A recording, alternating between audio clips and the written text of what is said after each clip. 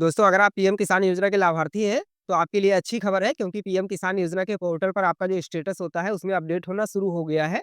और ऐसे में ये चीज़ जानना आपके लिए बेहद आवश्यक है कि आखिर क्या अपडेट हो रहा है और आपके स्टेटस में वो अपडेट हुआ है या फिर नहीं हुआ है। वरना क्या पता कहीं ऐसा ना हो कि आप इंतज़ार करते रहें और आपको पैसा मिले ही ना। तो इसलिए ये चीज़ जानना आपके लिए ज़रूरी है।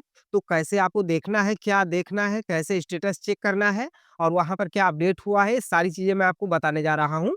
तो इसलिए वीडियो को बहुत ध्यान से देखिएगा और उसके बाद में अपना स्टेटस ही ज़रूर चेक कर लीजिएगा क्योंकि आपको 19वीं किस्त बहुत जल्द आने वाली है और पिछले वीडियो में मैंने इसकी जानकारी भी आपको दी थी कि 24 फरवरी 2025 को आपको आने वाली 19वीं किस्त या फिर अगली किस्त मिलने की पूरी-पूरी संभावना है। अगर आपने पिछला वीडियो देखा होगा तो आपको तारीख पता चल ही गई होगी और अगर नहीं देखा है तो आपको इस वीडियो में भी ज़रूर पता चल गया होगा कि 24 फरवरी को आपको आने वाली 19वीं किस्त मिल जाएगी। तो स्टेटस में क्या देखना है इसके लिए फ़ोन की स्क्रीन पर चलते हैं। पर उससे पहले आप अगर चैनल पर नए हैं तो चैनल को सब्सक्राइब करके बेल आइकन को ऑल पर सेट करके ज़रूर रखिएगा और वीडियो को एक लाइक ज़रूर करिएगा क्योंकि आपका लाइक हमारे लिए बहुत ही महत्वपूर्ण होता है और अगर कोई सवाल आता है तो आप कमेंट में पूछ सकते हैं। पूरी कोशिश करूँगा कि मैं आपके कमेंट का ज जवाब ज़रूर दूँ। चलिए मैं अपने फ़ोन की स्क्रीन ऑन कर लेता हूँ और आपको पूरा प्रोसेस दिखाता हूँ। ये मैंने अपने फ़ोन की स्क्रीन ऑन कर ली है। अब यहाँ पर मैं अपना एक ब्राउज़र ओपन कर लेता हूँ और आपको दिखाता हूँ कि कैसे आपको लॉगिन करना है। तो देखिए ब्राउज़र मैंने ओपन कर लिया है। अब यहाँ पर टाइप करेंगे पीएम किसान। तो ये मैंने टाइप कर लिया है, इसको सर्च करते हैं। ये देख सकते हैं सबसे ऊपर ही इसकी वेबसाइट आ गई है pmkisan.gov.in। तो इसी पर आपको क्लिक कर देना है। अब देखिए यहाँ पर एक ऐड शो हो रहा है तो स्क्रीन पर कहीं भी टच करेंगे तो वो ऐड हट जाएगा। उसके बाद देखिए यहाँ पर आपको एक ऑप्शन मिल जाता है, देखिए थोड़ा-सा मैं ज़ूम कर लेता हूँ। अब यहाँ पर देखिए ऑप्शन आपको मिल जाता है नो योर स्टेटस का, ये देख सकते हैं। तो इसी पर आपको क्लिक कर देना है। अब देखिए यहाँ पर आपसे लॉगिन करने का ऑप्शन माँग रहा है, तो यहाँ पर आप रजिस्ट्रेशन नंबर से लॉगिन कर सकते हैं, यानी कि स्टेटस देख सकते हैं। यहाँ पर आपको रजिस्ट्रेशन नंबर डालना है, कैप्चा डालना है और उसके बाद में गेट ओटीपी पर क्लिक करेंगे और आपका जो है ओटीपी आएगा, ओटीपी डाल के आप लॉगिन कर सकते हैं। लेकिन अगर आपके पास में रजिस्ट्रेशन नंबर नहीं है तो फिर क्या करेंगे? तो देखिए उसका भी सॉल्यूशन है। ऊपर में आपको एक ऑप्शन मिल रहा होगा नो योर रजिस्ट्रेशन नंबर, ये देख सकते हैं। तो इसी पर आपको क्लिक कर देना है। अब देखिए यहाँ पर आपके पास 2 ऑप्शंस हैं मोबाइल नंबर और आधार। अगर आपके पास में रजिस्टर्ड मोबाइल नंबर है, तो आप मोबाइल नंबर टाइप कर सकते हैं। अगर मोबाइल नंबर नहीं है, तो आप आधार नंबर पर सिलेक्ट करेंगे और उसके बाद में आधार नंबर टाइप करेंगे, कैप्चा फिल करेंगे। उसके बाद में गेट मोबाइल ओटीपी पर क्लिक करेंगे, आपके पास में ओटीपी आ जाएगा और ओटीपी डाल के जैसे ही सबमिट करते हैं, तो आपको आपका रजिस्ट्रेशन नंबर मिल जाता है। तो मेरे पास में रजिस्ट्रेशन नंबर है, तो इसलिए मैं बैक चलता हूँ और डायरेक्ट लॉगिन करता हूँ। अगर आपके पास में नहीं है, तो इस प्रकार से बहुत आसानी से अपना रजिस्ट्रेशन नंबर निकाल सकते हैं। तो देखिए मैंने रजिस्ट्रेशन नंबर और कैप्चा फिल कर लिया है। उसके बाद में गेट ओटीपी पर क्लिक कर देंगे। अब देख सकते हैं ओटीपी सेंड हो गया है। OTP has been sent at mobile number, आखिरी की 4 अंक दिखा रहा है। तो यहाँ पर जैसे ही ओटीपी आता है तो मैं ओटीपी डाल लेता हूँ।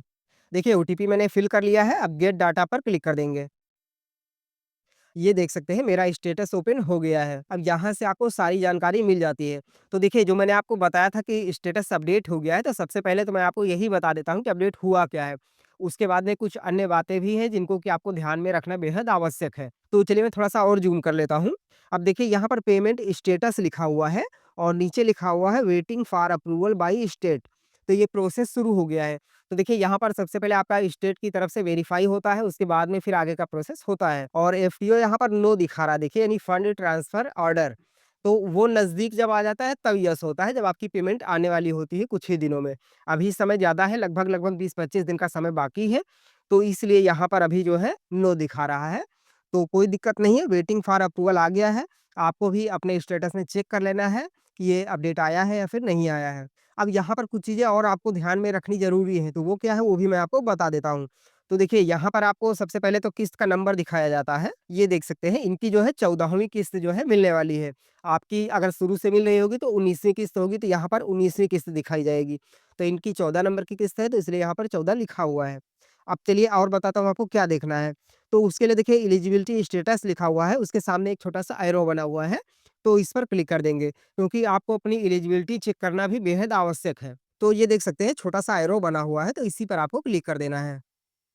अब देखिए यहाँ पर आपको विशेष चीज़ें हैं जो कि ध्यान में रखनी है। यहाँ पर 3 ऑप्शंस हैं और तीनों में ग्रीन टिक लगा हुआ है। ये चीज़ आपको भी ज़रूर देख लेनी है। सबसे पहला है लैंड सीडिंग आपकी यस होनी चाहिए। उसके बाद में ई-केवाईसी यस होना चाहिए और उसके बाद में आधार बैंक अकाउंट सीडिंग स्टेटस ये भी यस होना चाहिए। अगर इनमें से कोई भी ऑप्शन नो है या फिर क्रॉस लगा हुआ है, तो फिर आपको पैसा नहीं मिलेगा, इस ये चीज़ आप जान लीजिए। अब यहाँ पर अगर कोई भी ऑप्शन नो है तो आप करेंगे क्या?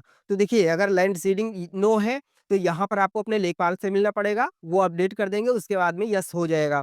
अगर ई-केवाईसी नो दिखा रहा है, तो ये आप बहुत आसानी से अपने मोबाइल से भी ओटीपी के माध्यम से कर सकते हैं या फिर सीएससी पर जाकर भी करवा सकते हैं। और तीसरा है बैंक सीडिंग, ये अगर नो है, तो इसके लिए आपको अपने बैंक जाना पड़ेगा, वहाँ पर आप अपना एनपीसीआई लिंक करवाएँगे डीबीटी, तो वहाँ से यस हो जाएगा, लेकिन इसको अपडेट होने में लगभग 15 दिन लग जाता है, तो ये आप ध्यान रखिएगा।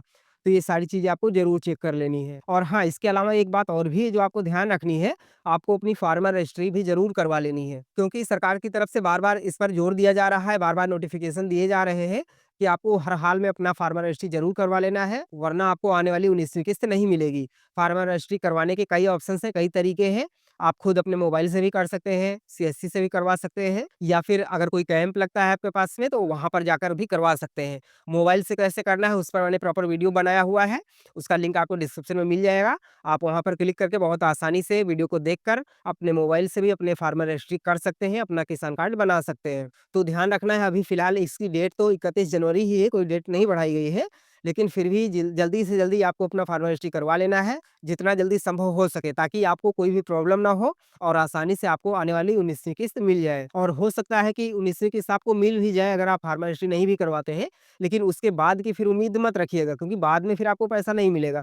तो इसलिए ये काम आप जल्दी से जल्दी करवा लेते हैं तो आपके लिए बेहतर रहेगा। जानकारी पसंद आई हो तो वीडियो को लाइक ज़रूर करिएगा और अगर आपके मन में कोई सवाल है तो कमेंट में ज़रूर पूछिएगा। मैं पूरी कोशिश करूँगा कि आपके सवालों का जवाब ज़रूर दूँ।